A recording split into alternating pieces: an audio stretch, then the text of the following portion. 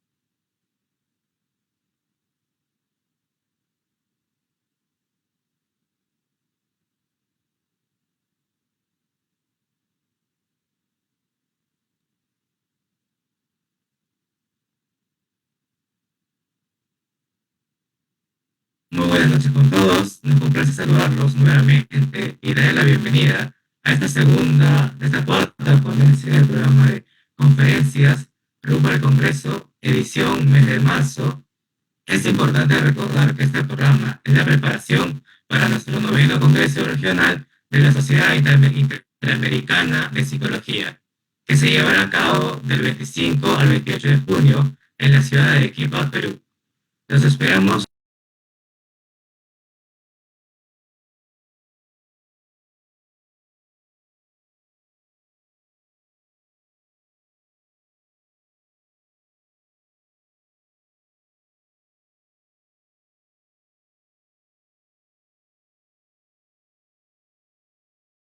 O comentarios que puedan ser leídos al final de la charla. Dicho esto, damos pase al día de hoy, que contaremos con la presencia del licenciado, el doctor Néstor Carlos Litter, quien nos dará una conferencia bajo el tema Niñez y Salud Mental, el interés superior y la autonomía progresiva como desafío. Pero antes de ello, vamos a leer una pequeña reseña para conocerlo un poco más. Nuestro ponente del día de hoy es abogado y licenciado en psicología. Es director nacional en Argentina de la Asociación Latinoamericana de Psicología Jurídica y Forense. Es director del Grupo de Trabajo en Psicología Jurídica de la Sociedad Interamericana de Psicología. También es perito psicólogo judicial, especialista en daño psicológico en el derecho de familia y penal, y también conferencista internacional en psicología jurídica y forense. Listo, doctor, le damos pase. Muchísimas gracias. Bueno, muchas gracias. No sé si se me escucha bien y se ve bien. Sí, doctor, se le Agradecido en primer lugar por esta invitación desde Perú eh, y contribuyendo desde Perú en la preparación del Congreso, del noveno Congreso Regional de la Sociedad Interamericana de Psicología, que se va a llevar a cabo del 25 al 28 de junio, en esta etapa de edición marzo de las conferencias rumbo al Congreso. Bueno, represento a la República Argentina con el grupo de trabajo en psicología jurídica y el tema que me interesa aportar desde nuestra Sociedad Argentina de Psicología Jurídica y Forense es el relacionado con niñez y salud mental, el interés superior y la autonomía progresiva como desafío. Decirles que nuestra Sociedad Argentina de Psicología Jurídica y Forense Eh, Trabaja fundamentalmente todos los temas de psicología jurídica, los temas de psicología forense.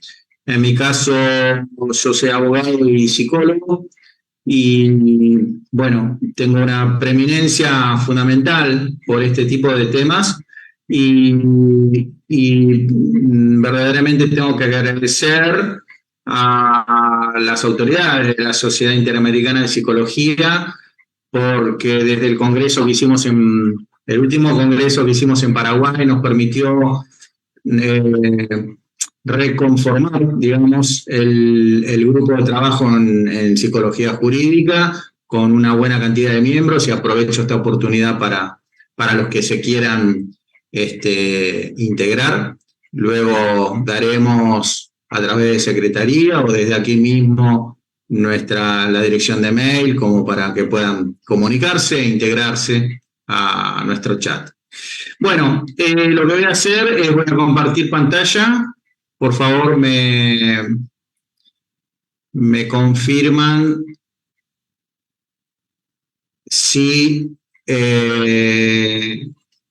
se puede ver bien. Jorge, por favor, si me podés confirmar, Jorge, o no sé quién está por ahí. Sí, doctor, no se preocupe, usted normal en la presentación. Muy bien.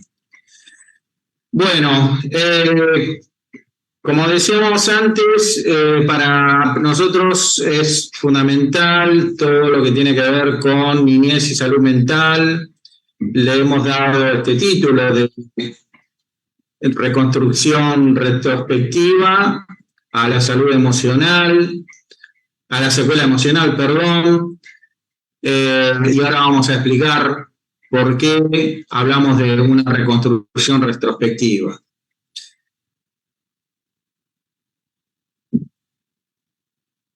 Disculpe, doctor, ¿se puede compartir su diapositiva, por favor? ¿Cómo? ¿Se podría compartir su diapositiva, por favor? ¿Se alcanza a ver la diapositiva? No, tiene que volverla a poner, disculpe. Tiene que volver a compartirla.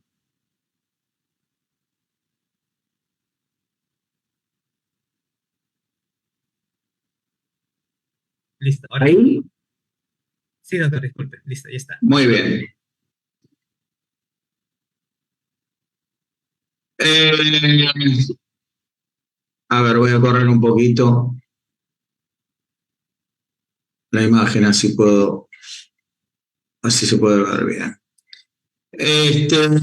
Bueno, desde la Convención Internacional de los Derechos del Niño han habido avances y retrocesos en todo lo que tiene que ver con situaciones de vulneración emocional, niños que sufren distintas situaciones que obligan a desplegar acciones orientadas a resolver en el ámbito de la justicia y sustentar metodológicamente todo el andamiaje que requiere un conjunto de profesionales con amplia preparación para hacer frente con sus habilidades técnicas a los cuadros de debilidad y vulneración emocional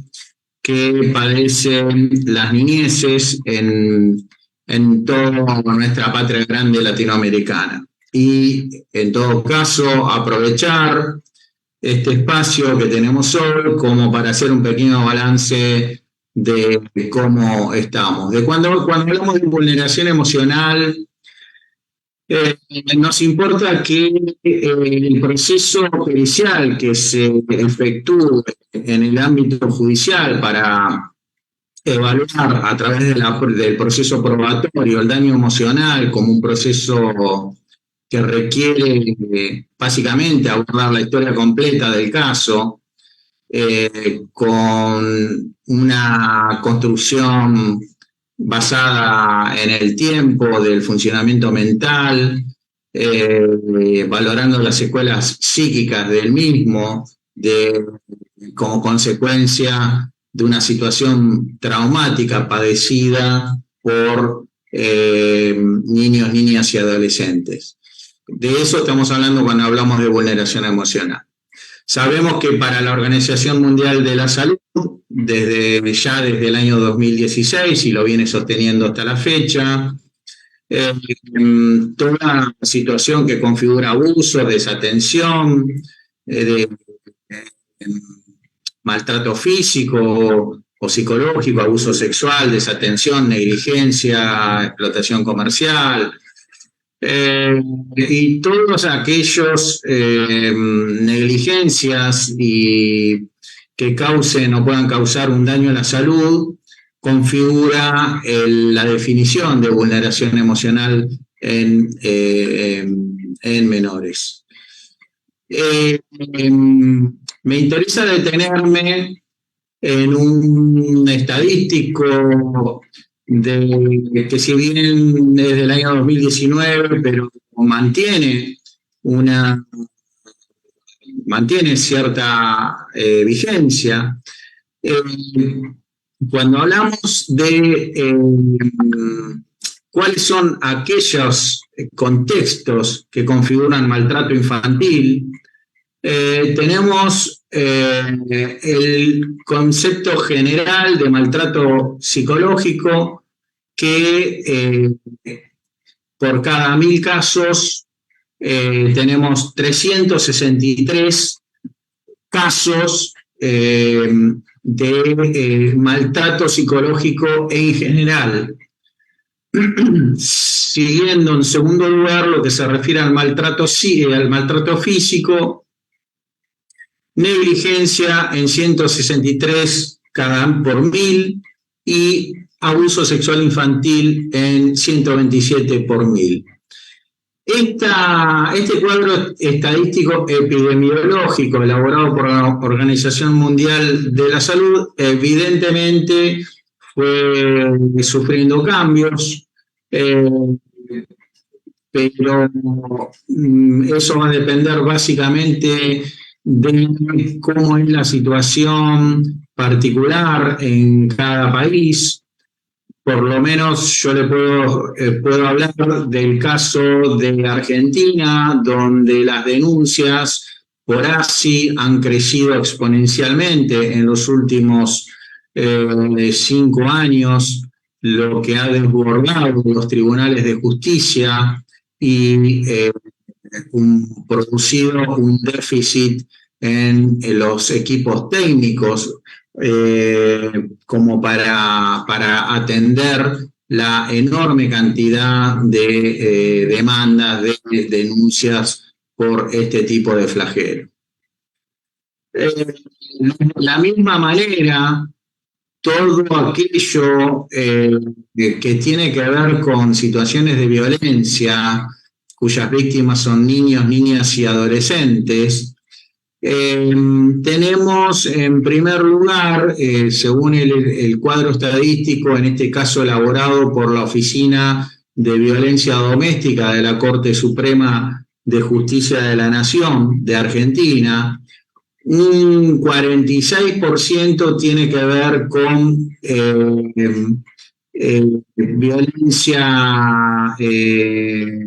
violencia sexual en el hogar.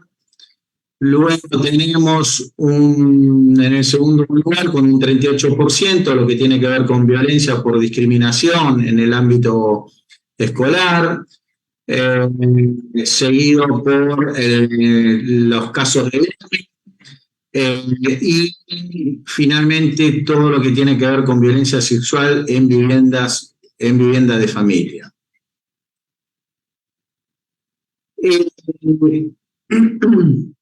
Nos interesa, como para abordar la etiología y la semiología del maltrato infantil, en primer lugar, quizás esto implica empezar un poco por el final, pero me interesa trabajar en este breve espacio que contamos con la exposición, Hablar de las consecuencias. ¿De qué estamos hablando cuando hablamos de maltrato infantil? Uno de los aspectos que define las consecuencias asociadas a toda forma de violencia en la niñez tiene que ver con las consecuencias en el marco del aparato psíquico del infante, que produce contextos de aplanamiento emocional por violencia, limitaciones de situaciones placenteras, desorganización conductual, hipervigilancia, vínculos afectivos disociados, inseguridad, baja autoestima, depresión, déficit cognitivo, y un sinnúmero de otros aspectos asociados a, a, la, a las situaciones traumáticas, digamos, o a lo que psicotraumatológicamente podemos entender como derivaciones del maltrato, que tomamos en este caso, por una cuestión de tiempo, los aspectos más representativos. Con esto lo que pretendemos simplemente definir es que la experiencia de maltrato, si tuviésemos que hablar de una evidencia empírica en la infancia, tiene una íntima relación con la agresividad y conductas disruptivas, que luego se van a ver reflejados en la evolución, en el proceso evolutivo del sujeto. Por eso decimos que los niños que han sido maltratados tienen mayor probabilidad de exhibir conductas atípicas en forma externalizada y o internalizada que los niños no maltratados de los mismos grupos socioeconómicos.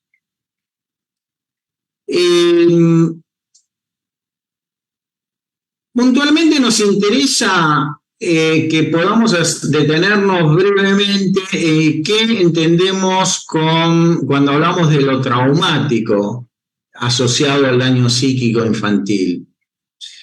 Por empezar, todo hecho traumático es aquella experiencia humana que configura una amenaza grave para la integridad física o psicológica de una persona, y el grado de respuesta que el sujeto víctima puede elaborar a partir de una intrusión en su estado de bienestar. Que se ve asociado fundamentalmente con reacciones de temor, desesperanza, horror, etc. Desde España, ya desde el año 2015, autores como Echeburúa y Cruzáez coinciden con la definición de hecho traumático y como principales síntomas todo aquello que tenga que ver con estados de terror, indefensión, y que dejan a la víctima con una sensación de soledad y en una situación emocional que frecuentemente es incapaz de afrontar con sus recursos psicológicos habituales. Cuando se dan entonces algunas de estas circunstancias, es importante que podamos analizar cómo es el funcionamiento o los mecanismos de defensa o los mecanismos de respuesta del niño maltratado. En primer lugar, lo que nos aparece es el concepto de lo disfuncional, en distintas áreas del desarrollo del estado de pubertad, en desarrollo, en crecimiento. Esto afecta, por supuesto, a las puntuaciones o los estándares normativos esperables para la edad, que se irá agudizando a lo largo de diferentes etapas evolutivas. Y ahora lo que vamos a tratar de ver es cuáles son las 4 o 5 áreas donde el nivel de daño impacta de manera más contundente. Esto partiendo de la base de que las agresiones son psíquicamente traumáticas, porque para un niño es muy difícil simbolizarlas después de haberlas encontrado, de haberles encontrado un sentido. Una vez que puede comprender y además recuperar el sentimiento de control sobre su entorno y de protección frente a nuevas agresiones. Es decir, cuando ya sea a través desde el trabajo terapéutico, a través desde el trabajo en la clínica, a través inclusive de la capacidad de resiliencia que puede desarrollar el niño, puede sobreponerse a un mapa de agresividad que anega, que en algún momento inundó su aparato psíquico. Por eso decimos que entre maltrato y mecanismos adaptativos hay una íntima realidad, porque cuando hablamos de mecanismos adaptativos hablamos de estrategias de defensa que le van a hacer falta para enfrentar aquellas situaciones dolorosas que afectan su área afectiva, como los trastornos de empatía, trastornos emocionales, trastornos de la autoestima. Y esto, a su vez, se traduce por lo menos en 3 grandes áreas que lo hemos dividido ahora cuando hablamos de lo traumático. Entonces, lo traumático, ¿cómo podemos entender que impacta en el área cognitiva? A través de trastornos cognitivos, trastornos disociativos, trastornos de la identidad. Cuando hablamos de lo traumático, cómo impacta en el área conductual, vamos a hablar de conductas autodestructivas, vamos a hablar de violencia hacia los demás. Y cuando hablamos de lo traumático infantil, cómo impacta en el área relacional. Y aquí vamos a tener que hacer referencia al denominado trastorno de apego o el trastorno de vinculación. Y cuando hablamos de trastorno de apego, fundamentalmente, y el más grave de todos, el trastorno de apego reactivo, sobre el cual me gustaría, si hubiese algo de tiempo, de extenderme, pero vamos a tratar de sintetizarlo lo más que podemos. Todo esto, a su vez, desde el marco de la psicología jurídica, que es lo que nos interesa, implica que para el juez es fundamental acreditar que dichas conductas maltratadoras, en primer lugar, tienen como consecuencia un daño psicológico mensurable en el menor, que se va a ver a su vez reforzado por los testimonios del propio menor, los testimonios de testigos que puedan ser convocados y que puedan declarar al respecto. ¿Cuál es el grado de aflicción que le provoca? Y que eso muchas veces lo podemos recién detectar en las cámaras Gesell o en la entrevista psicológica que se le hace al niño, niña o adolescente, lo cual vamos a llamarlo prueba objetiva o prueba científica, y que, repito, como dijera antes, estamos hablando de testimonios, pruebas psicológicas, tanto a todos los miembros de la familia o personas involucradas, y que le va a permitir al juez, a la hora de sentenciar, a la hora de emitir una sentencia, lo que vamos a llamar una convicción jurídica. Recién hablábamos del testimonio infantil y es importante que podamos hacer una pequeña digresión de cómo esto impacta en el ámbito forense. Porque abordar el tema de la entrevista forense a niños y niñas en condición de víctimas o testigos de hechos de interés judicial como elemento probatorio en una investigación es un tema de enorme repercusión, de una alta complejidad, que no alcanza con que sea reprochado socialmente, como por ejemplo en casos donde es difícil, digamos, para el autor del delito poder salir del grado de reproche que significa, por ejemplo, una violencia sexual o una violencia intrafamiliar grave. Y en este contexto hay una frase, una palabrita, dos palabritas, o cuatro palabritas, mejor dicho, que nunca tenemos que olvidarnos y que es el interés superior del niño y la autonomía progresiva.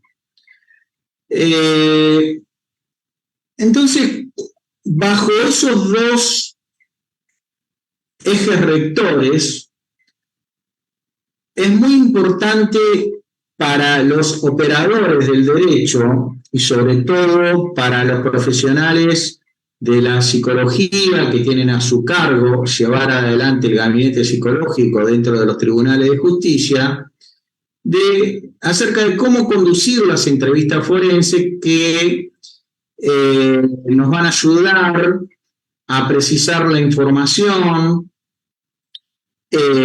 a obtener datos certeros que nos permitan, de acuerdo a reglas de la sana crítica, obtener una convicción jurídica por parte del juez a la hora de dictar una condena o sobreseer o absolver a una persona imputada por un delito.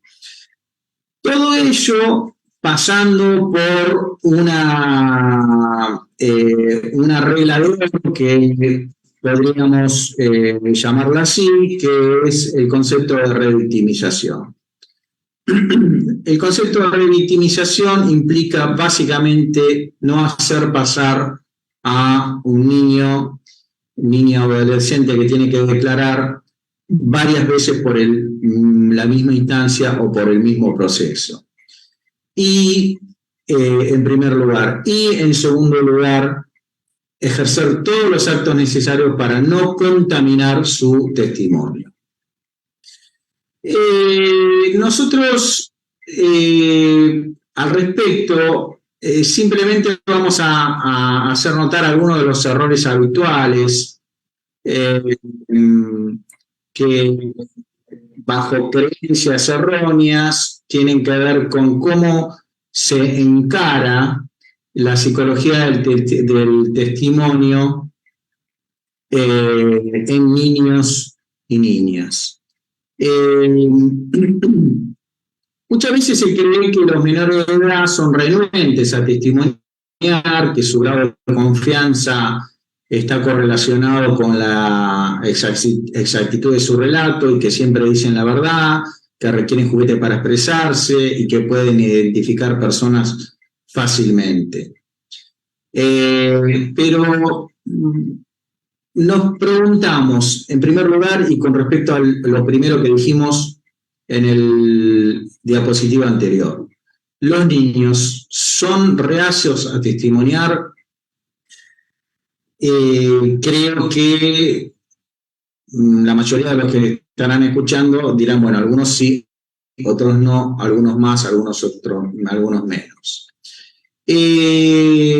Para los que hace tiempo venimos participando en Cámara GESEL, que venimos participando en entrevistas previas, psicológicas, el liderazgo de colaboración en cuanto a la información muchas veces supera lo esperable y logra romper los conflictos, el denominado conflicto de lealtad.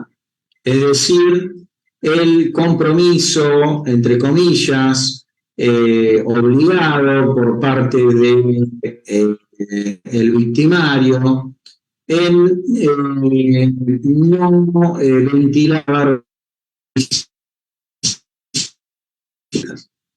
Entonces así es posible determinar situaciones de colaboración en niños testigos, por ejemplo, de homicidios, donde su relación con el autor o la víctima no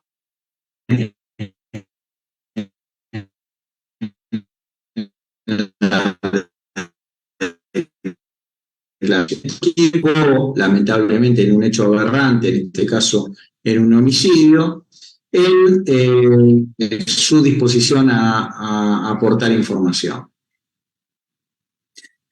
El menor que declara en noticia, ¿de qué nos hablan básicamente? ¿Cuál es? Vamos a tratar de disgregar, vamos a tratar de poder desmenuzar cuáles son los elementos que más aportan en términos de colaboración para esclarecer un delito donde el menor esté de una u otra manera involucrado, ya sea como testigo o como víctima, para el esclarecimiento del juez.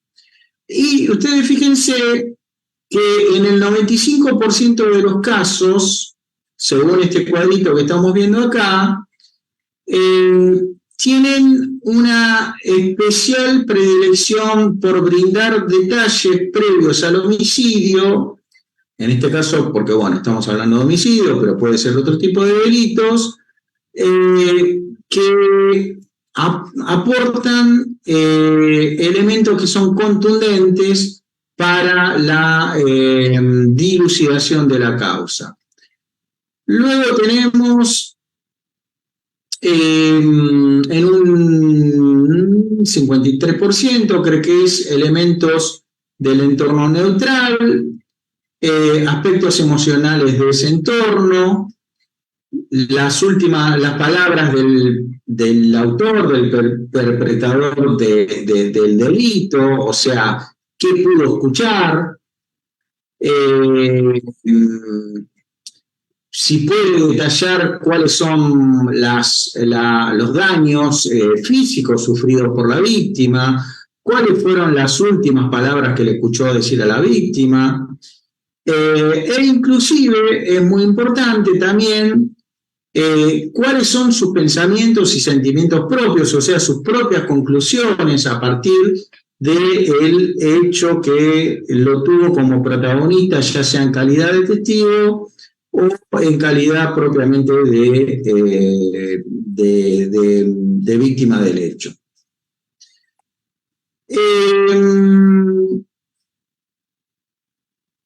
Por otra parte, nos tenemos que preguntar qué es lo que no debe hacer el operador judicial.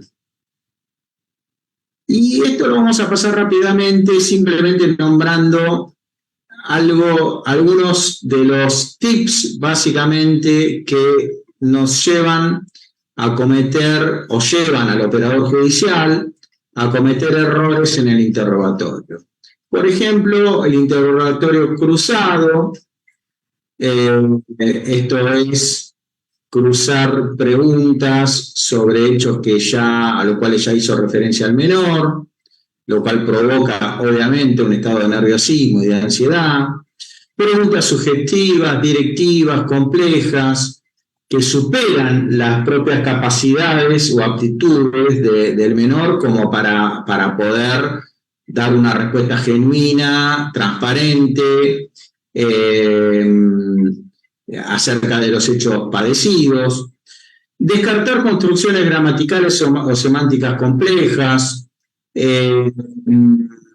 donde, que implica básicamente elaboraciones muy preciosistas o muy trabajadas que el niño no logra comprender.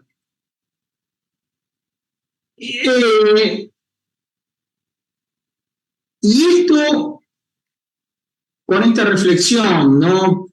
¿Por qué una cosa se relaciona con la otra? ¿Por qué podemos hablar de aquellas situaciones de maltrato infantil que tienen derivaciones, que se acuerdan que es lo que hablábamos al principio, y que son aptas para constituir un daño en la psiquis del niño que puede inclusive concluir en trastornos mentales serios. Me interesa esta frase: la infancia constituye el periodo más prolongado y sensible en la vida de los seres humanos. En los principios de nuestra especie, la supervivencia de los recién nacidos y de los niños estuvo íntimamente ligada a las habilidades de sus progenitores y de su pequeño grupo social para garantizar su seguridad. Fíjense esta primera parte: la infancia constituye el periodo más prolongado y sensible en la vida de los seres humanos.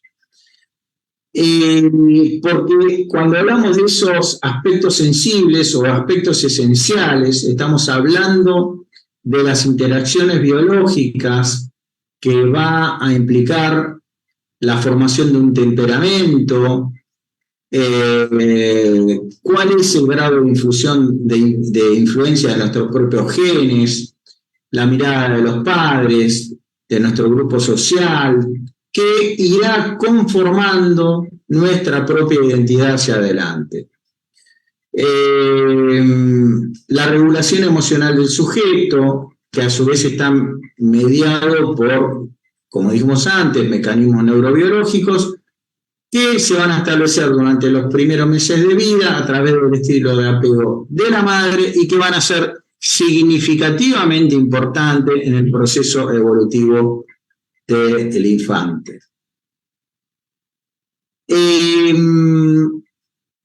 Por eso cuando hablamos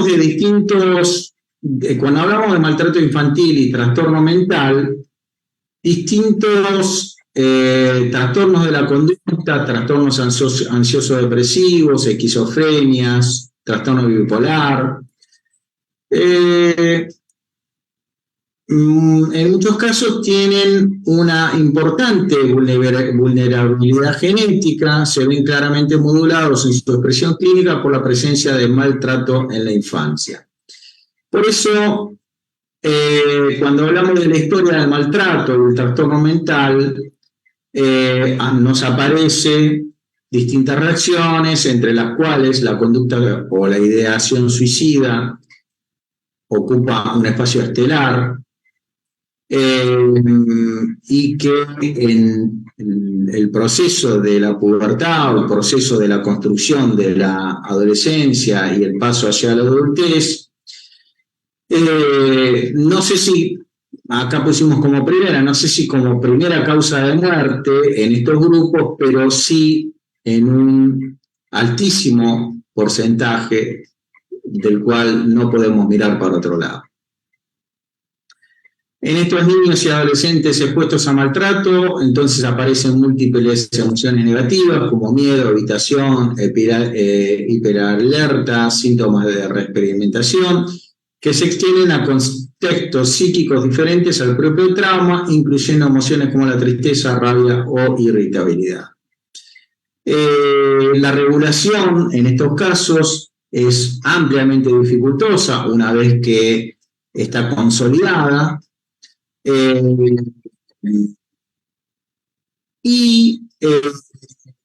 se puede concluir que psicopatológicamente una vez que se consolida este proceso que va a provocar un trastorno mental como consecuencia del maltrato infantil, se consolida un proceso de psicopatológico asociado al maltrato y especialmente a un proceso de trauma complejo. ¿A qué llamamos trauma complejo? La primera palabra que se me viene a la cabeza es un factor oculto, con cuadros clínicos que no responden a un tratamiento clínico habitual y como consecuencia de ello un mal pronóstico. Esto quiere decir que habitualmente en nuestro trabajo desde la clínica encaramos un proceso terapéutico dividido en etapas, donde vamos a tratar de modificar conductas, interpretación de la realidad, procesamiento de la realidad. Vamos a tratar de trabajar sobre el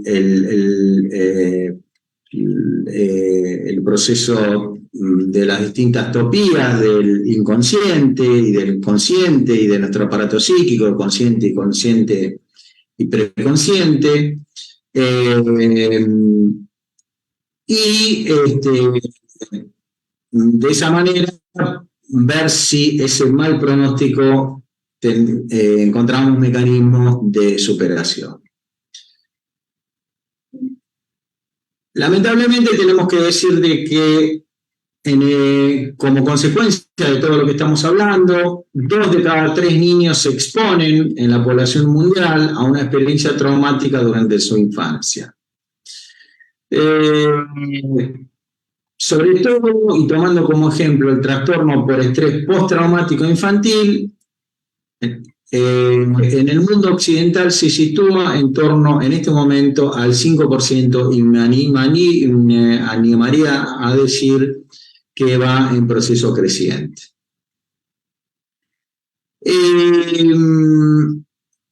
Un pequeño comentario sobre los mecanismos neurobiológicos que subyacen a esta vulnerabilidad al trastorno mental mediada por el maltrato infantil. Simplemente vamos a hacer algunas menciones muy rápidamente de que las principales evidencias de impacto del maltrato infantil en el universo neurobiológico se ve en las alteraciones en la función del hipotálamo, lo cual dificulta una manera adecuada de respuesta al estrés psicosocial, con una respuesta claramente desadaptativa al medio social y por supuesto, con consecuencias de riesgo hacia sí y hacia terceros.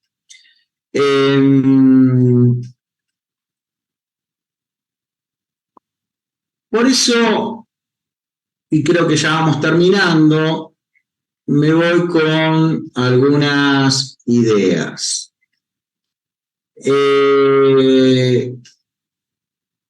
Estamos ante nosotros con un problema de enorme magnitud, con repercusiones que no solo invaden lo ético y lo social, sino en el desborde, en el colapso del sistema sanitario, que enfrentan realidades muy parecidas, por lo menos en nuestro mapa latinoamericano.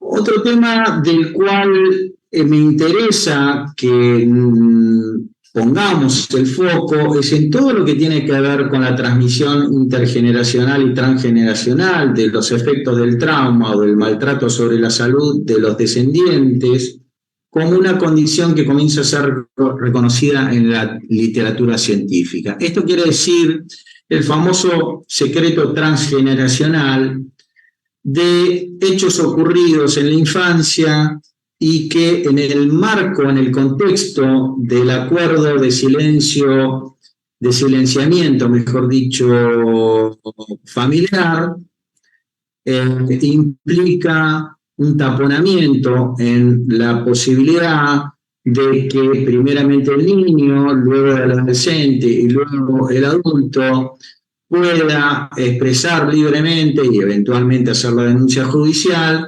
sobre, por ejemplo, un hecho que implica un delito contra la integridad sexual padecido en su primera infancia, como para tomar un ejemplo.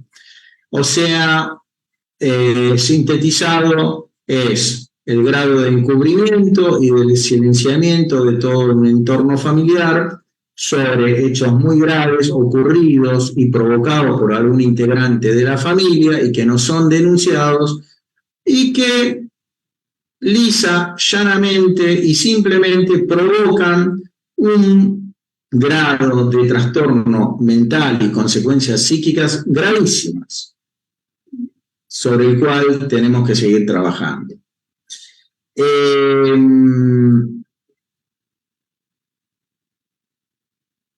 Bueno, finalmente quiero hacer algunas menciones muy breves sobre cuáles son los principales test psicométricos sobre los cuales se trabaja el trastorno, el maltrato infantil, el test SPY, que es utilizado para el screening y el diagnóstico, para la primera detección en grupos forenses específicos, para valoración de peligrosidad, régimen de cuidado de menores, psicopatía, maltrato, etc.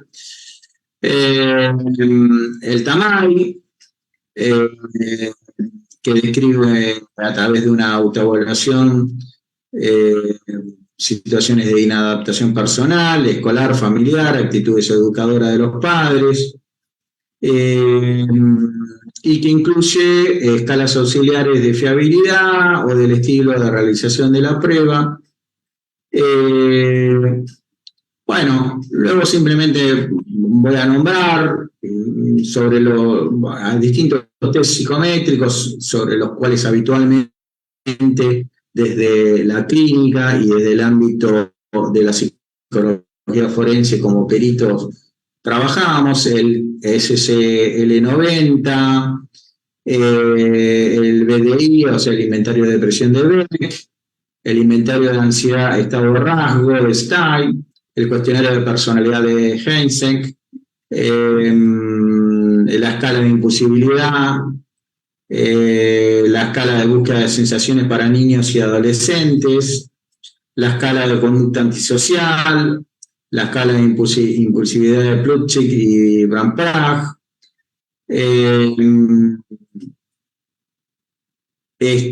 Bueno, y estos son básicamente los test que más se utilizan.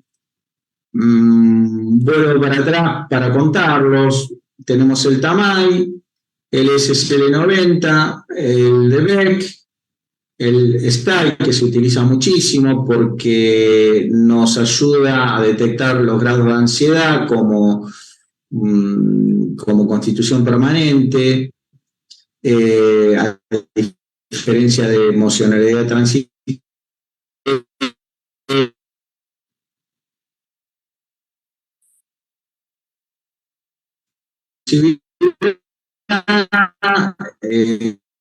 La búsqueda de sensaciones para niños y adolescentes, que se trabaja de 11 a 16 años, el de conducta antisocial, que es una autoevaluación de conductas predictivas, y el de Plutchik, que está diseñado especialmente para evaluar conductas impulsivas, lo que conocemos básicamente como hacer cosas sin pensar o en forma impulsiva, y que tiene que ver básicamente con falta de control.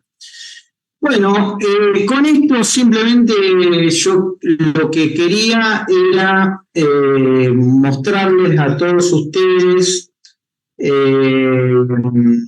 a partir de situaciones que configuran maltrato infantil, cuáles son algunas de las herramientas que a los psicólogos se nos presenta, y sobre todo a los psicólogos forenses, para trabajar frente a un hecho dañoso, frente a un evento dañoso y que provoca una intervención en los estrados judiciales y a través de cómo podemos colaborar desde el ámbito forense y desde el ámbito de la psicología jurídica e inclusive desde el ámbito clínico, porque a veces nos pasa que nos llegan consultas y tenemos que dar una respuesta y muchas veces emitir psicodiagnósticos para presentar en tribunales.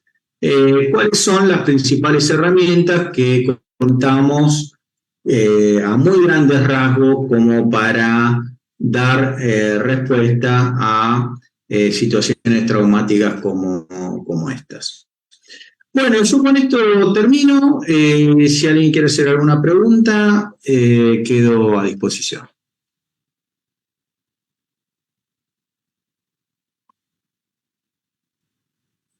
Sí, doctor, muchas gracias a todos por su atención y participación, especialmente al doctor Litter por la conferencia.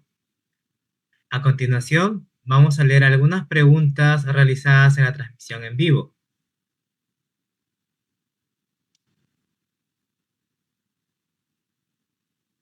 Bueno, tenemos una pregunta que nos pregunta, tenemos la señorita Sofía Macedo, que nos dice: buenas noches. De acuerdo a la realidad latinoamericana en cuanto a la salud mental, ¿qué estrategias de prevención a nivel social y clínico recomendaría para abordar esta problemática? Bueno, una lo dije y voy a insistir muchísimo con esto, que es que la familia debe colaborar, o el entorno familiar debe colaborar.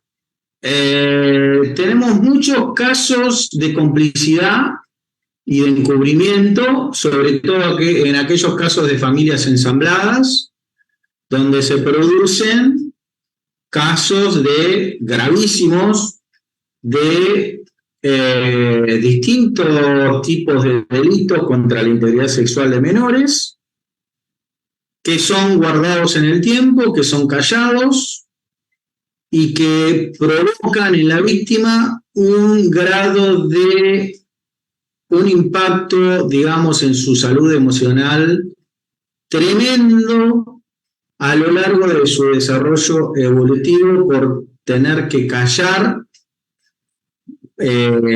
bajo amenazas la posibilidad de reaccionar y obtener una justicia restaurativa. En segundo lugar, cuando hablamos de estrategias de prevención, por supuesto que la psicoeducación es una palabrita que nos gusta a todos. Por supuesto que desde el ámbito institucional es importantísimo las campañas de prevención de violencia, de cómo se trabaja en la escuela, de cómo se trabaja en diferentes ámbitos. Pero si no logramos despegar, entre comillas, a menores en situación de riesgo porque están expuestos a padres o madres iatrogénicos o a cuidadores familiares que lejos de proponerles un estilo de vida saludable, los colocan en situación prácticamente de abandono y muy cercana a el comienzo de la vida delictiva o predelictiva, entonces esto no va a cambiar.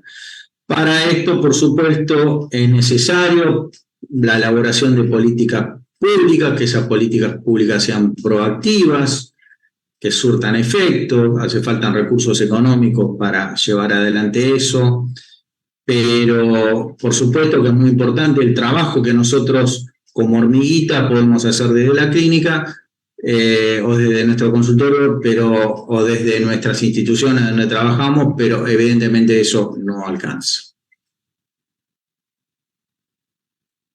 Vale, doctor, muchísimas gracias por su respuesta. Bueno, debido a que ya solo nos dejaron una sola pregunta en el chat en vivo, en verdad muchas gracias por la ponencia.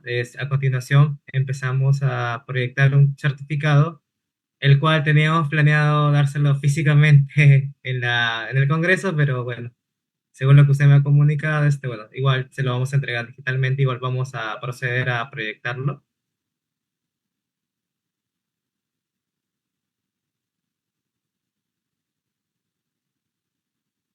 Bueno, muchísimas gracias.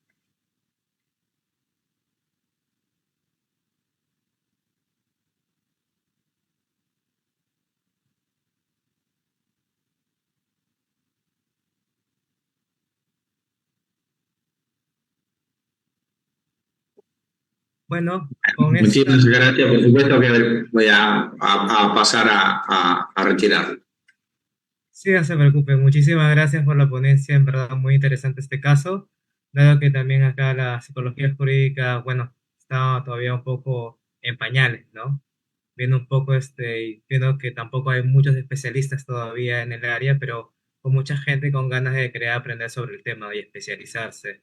Y con esta última pregunta hemos terminado la jornada del día de hoy y los invitamos a continuar este programa de conferencias rumbo al Congreso, así como seguirnos en nuestras redes sociales y páginas web para enterarse de nuestras noticias y puedan obtener más información y el proceso para adquirir sus entradas al noveno Congreso Regional de la Sociedad Interamericana de Psicología, que se realizará en la ciudad de Arequipa los días 25 al 28 de junio del 2024.